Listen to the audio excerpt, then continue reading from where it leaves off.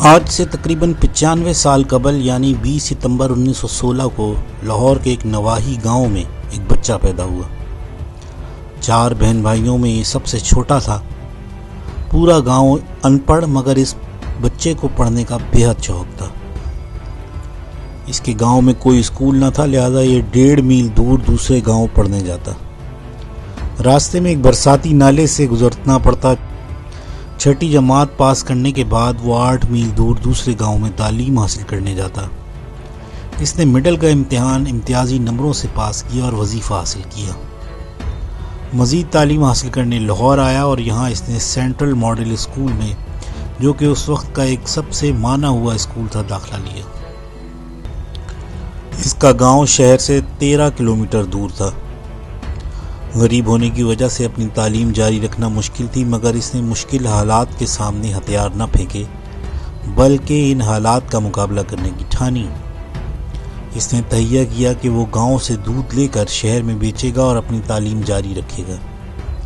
چنانچہ وہ صبح منہ اندھیرے اذان سے پہلے اٹھتا، مختلف گھروں سے دودھ اکٹھا کرتا، ڈرم کو ریڑے پہ رکھتا اور لاد کر شہر پہنچتا۔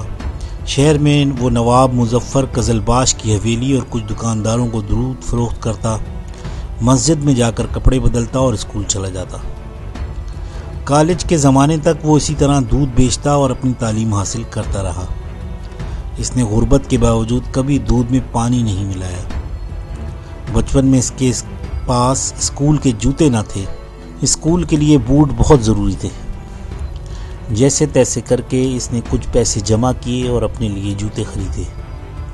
اب مسئلہ یہ تھا کہ اگر وہ گاؤں میں بھی جوتے پہنتا تو وہ جلدی گھس جاتے۔ چنانچہ وہ گاؤں سے والد کی دیسی جوتی پہن کر آتا اور شہر میں جہاں دودھ کا برتن رکھتا وہاں اپنے بوٹ کپڑے میں لپیٹ کر رکھ دیتا۔ اپنے اسکول کے جوتے پہن کے اسکول چلا جاتا اور والد سارا دن اور بیٹا ساری رات ننگے پاؤں پھرتے۔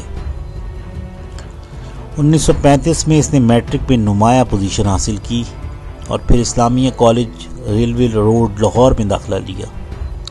اب وہ اپنی تعلیمی اخراجات پورے کرنے کے لیے گاؤں سے اسی طرح دودھ لاتا اور شہر میں فروخت کر دیتا۔ اس کام میں کبھی اس نے عار محسوس نہ کیا۔ فرسٹ ایئر میں اس کے پاس کوٹ نہ تھا اور کلاس میں کوٹ پہننا لازمی تھا، چنانچہ اسے کلاس سے نکال کر غیر حاضری لگا دی جاتی۔ اس معاملے کا علم بعض اساتذہ کا ہوا تو انہوں نے ذہین طالب علم کی مدد کی۔ نوجوان کو پڑھنے کا بہت شوق تھا اور 1939 میں اس نے BA آنر کیا۔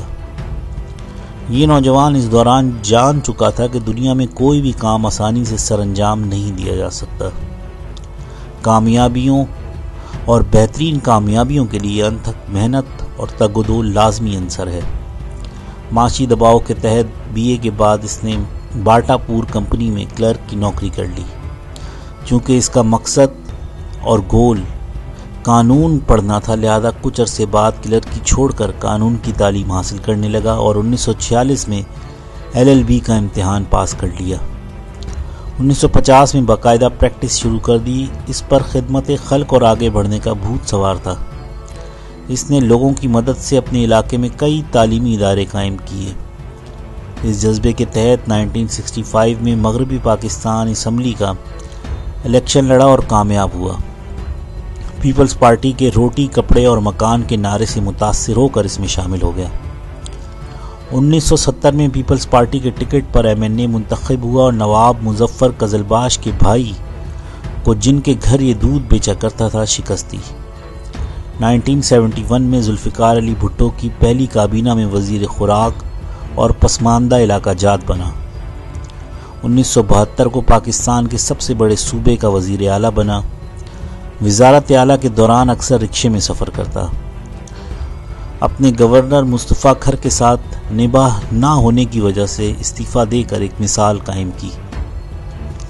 1973 میں اقوام متحدہ میں پاکستانی وفد کی قیادت کی۔ 1973 میں وفاقی وزیر قانون و پارلیمانی امور کا قلمدان سونپا گیا۔